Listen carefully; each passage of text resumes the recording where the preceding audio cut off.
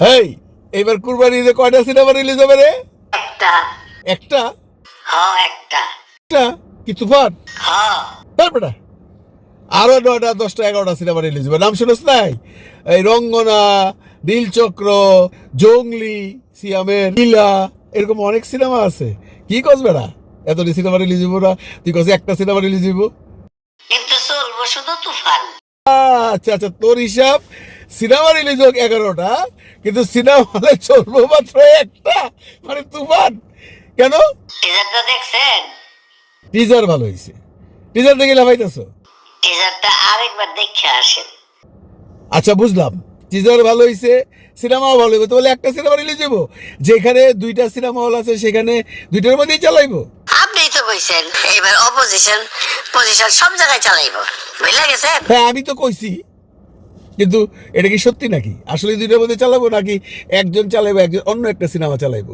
Teaser তো ভাড়ায় বাড়াইছে, কারোর আসা উচিত না। সে বলে যে এবার ঈদে নাকি একটা সিনেমা রিলিজ হবে, দ্যাট ইজ তুফান, আর কেউ আসবে না। কিন্তু সেটা ভুল তথ্য।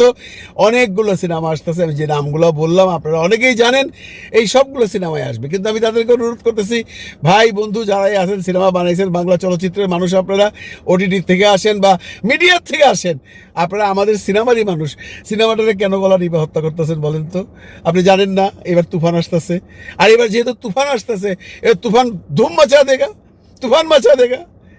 আইসেন না, প্লিজ প্লিজ প্লিজ আইসেন না। কারণ কোনো অবস্থাতেই তুফানের সাথে যদি আপনি আসেন, আপনি ব্যবসা করতে পারবেন না। আপনারা অনেকেই গতবার রাজকুমারের সাথে আসছেন, হ্যাঁ আচ্ছা আসছেন, ব্যবসা করতে পারছেন? হ্যাঁ রাজকুমার সুপার টুপার হিট হয় নাই, রাজকুমার প্রিয়তমা হয় নাই, তারপরে কিন্তু রাজকুমার নাম্বার 1 ব্যবসা করছে, বাংলাদেশের সবাই এটা জানে।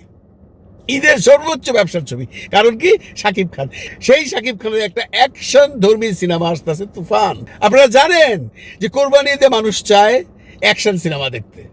সকালবেলা নামাজ পড়বো, নামাজ পড়ে এসে গরুটা কাইটা একটুখানি রান্না করে নাকে মুখে দিয়ে খায়া টেস্ট করে চলে যাবো সিনেমা হলে, চলে যাবো সিনেমা হলে। সিনেমা হলে যে কি দেখবো? অ্যাকশন দেখতে চাইবো, মারামারি, কাটাকাটি, নাচ গান, ফুর্তি। তুফান হলো সেই ধরনের সিনেমা। সেই দিন কিন্তু আপনারা একটা কথা সবসময় মাথায় রাখবেন, যারা সিনেমা বানাচ্ছেন, ওই সময় কিন্তু কুরবানি ঈদের সময় কিন্তু স্লো ছবি খুব একটা ভালো যায় না। আমরা সারা জীবন দেখছি অ্যাকশন ছবিগুলা কুরবানি ঈদে ভালো যায়, সোশ্যাল ছবিগুলা রোজার ঈদে ভালো যায়।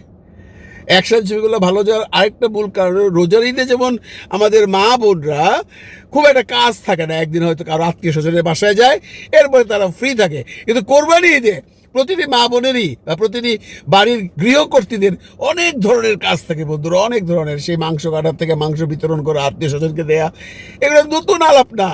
ওই সময় কিন্তু ফ্যামিলি খুব একটা সিনেমা দেখে না। হ্যাঁ তারা দেখে যদি খুব হাইওয়ে উঠে, তখন ঈদের 1 সপ্তাহ পরে 1.5 সপ্তাহ পরে দেখে। তুফান কিন্তু এই যে প্রথম 7 দিন ইয়াং জেনারেশন বাংলাদেশের যারা আছে, শুধু সাকিবিয়ানরা না, আপনারা, আমি শুধু সাকিবিয়ানদের নিয়ে কথা বলতেছি না, যারা সাকিব হেটার্স তারাও কিন্তু তুফান দেখবে, এইবার পাগলের মতো দেখবে। লেখা রাখেন আপনারা আমার নাম দিয়ে, আমার ডেট দিয়া, তুফান যে রিসিপশন পাবে, বাংলাদেশে এর আগে কোনো সিনেমা এই রিসিপশন পায় নাই। কারণ কি? তুফানের টিজ যেভাবে আলোচিত হয়েছে, বাংলাদেশের কোনো সিনেমা অদ্যাবধি এরকম হয় না। যদিও আমাদের সময় এই ভার্চুয়াল মিডিয়া ছিল না, আমাদের সময় ছিল ট্রেলার ছাড়তো অথবা পেপারে অ্যাড দিত। সেই ট্রেলার দেখেও এমন কোনো সিনেমা আমি বলতে পারবো না যে আজকে তুফান নিয়ে যে হাইপটা উঠছে, এটা কখনো আগে উঠছিল। সেটা তখনকার সুপারস্টার যারা ছিল, তখনকার যাদের নামে সিনেমা চলতো, তাদের ছবিতেও হয় নাই। এটার মূল কারণ ভার্চুয়াল মিডিয়া। আপনারা তো অলরেডি জানেন 1 দিনে 1 কোটি ভিউ, এটা কোনো রেকর্ড, কোনো টিজার এরকম করে দেখা। আমরা ভারতের যদি পশ্চিমবঙ্গের দিকে তাকাই, সেখানেও কিন্তু নাই। আজকে পশ্চিমবঙ্গে যারা ইউটিউব কন্টেন্ট করেন, তারাও সগৌরবে বলতেছে, ভাই এটা কি দেখলাম। এটা এখন মানুষের মুখে মুখে হয়ে গেছে। আর ওই ডায়লগ তো ভাইরাল, আমাদের স্টকমেও একজন আমার সাথে দেখা হয়ে গেছে আজকে দিনের বেলায় শপিংয়ে। আমার বলতেছে, স্বপন খুব ভয় পাইছি রে। আমি না, মানে? তুফানের টিজারটা দেখলাম, বাঙালি, তারা কিন্তু একসময় শাকিব খানকে চিনতেও না। বললো কি অভিনয় করছে রে তোর শাকিব খান, আমার শাকিব খান বলে। ওই যে আমি শাকিব রেডের কন্টেন্ট বানাই, আপনারা দেখেন। ও মনে করেন শাকিব খান আমার খুব আপন লোক, আমি বলে শাকিব খানের সাথে একসাথে বসে সারাদিন খাই খুই। ও জানে আমি সিনেমার লোক, কিন্তু ও ভাবতেছে যে আমার সাথে শাকিব খানের গলায় গলায় পিরিত। আসলে তো তা না, ওরা আমাদের এগুলো দেখে ওদের একটা ধারণা হয়েছে যে শাকিব খান বোধহয় আছে কেমন, কিন্তু এই টিজার বা এই টিজ দেখাইয়া আমি পাগলা হয়ে গেছি বা আমি পাগলা করে দিছি। আমি আমার বাসায় আমার স্ত্রী পুত্র দেখে দেখাইছি, আমার ছেলে বাংলা সিনেমা দেখে না, ওদের জন্মগ্রহণ এখানেই বাংলা বলে, ওর ওয়াইফ ব্রিটিশ, ও ইংরেজি বলে, ওদের দুইজনকে দেখাইলাম। আমি ইচ্ছা করে দেখাইছি, কারণ এরা না আমার জিজ্ঞেস করে এই শাকিব খান কে, তুমি সারাদিন সাকিব সাকিব সাকিব সাকিব করে ইউটিউবে পয়সা কামাও। আমি বললাম চিনবি না তোরা, দেখোস নাই। আমি না চান্সে ছিলাম যে কোনোদিন ভালো একটা কন্টেন্ট যদি পাই আমি দেখাবো ওদেরকে। ভাই পাইয়া গেলাম, দেখাইলাম। বিশ্বাস করেন ভাই, আমার ছেলে স্টান্ট হয়ে বললো, ইজ ইট ফ্রম বাংলাদেশ? এটা বাংলাদেশের সিনেমা, এইটা Shakib Khan, he is very smart. আমার ছেলের বউ মাঝে মধ্যে হিন্দি ছবি দেখে, মানে সে বাংলা বলতে পারে না, কিন্তু বাংলা বোঝে, বলতে পারে না। সে বললো he is better then some other Indian heroes. আল্লাহর কসম এই কথাটা বলছে রে ভাই, বিশ্বাস করেন বুকটা ভরে গেছে। তখন মনে হয়েছে যে আমার এই যে শ্রম, আমি এই যে সাহস করে আমার বাচ্চাদেরকে দেখাইলাম, এটা বোধহয় আমার জন্য একটা বিরাট আশীর্বাদ হয়ে গেল যে আমি শাকিব খানের জন্য ইউটিউব কন্টেন্ট করি।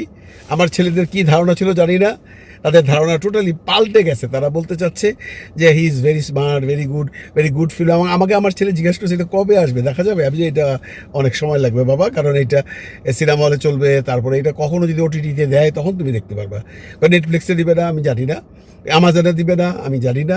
আমার মনে হয় আলটিমেটলি এই সিনেমাটা নেটফ্লিক্স বা অ্যামাজনও যাইতে পারে, আমার মনে হয়। কারণ অ্যামাজন বা নেটফ্লিক্সের সাথে যে কম্পিটিশন চলতেছে, দুজনের মতো ব্যবসা করতেছে।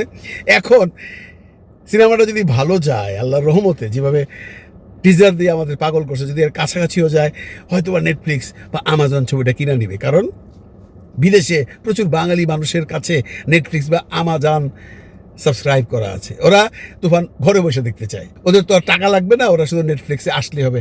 আমার মনে হয় নেটফ্লিক্সে চলে আসবে অথবা অ্যামাজনে চলে আসবে।